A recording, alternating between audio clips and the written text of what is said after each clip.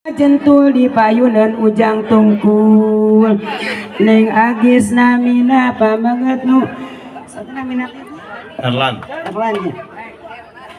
Neng agis namina pamaget Erlan namina anu ganteng katingalina istri anu kacida cantikna tak istri teh bojo ujang pibatureun dina ranjang jeung batur hirup sakandang sakawirang sakasenang cita-cita ti kapungkur sare hayang aya batur lumayan keur ngadu tuur saur sekono kapungkur si ujang sareng si nyai anjeunna hoyong rarabi niat ibadah ka Gusti durut kana sunah Nabi.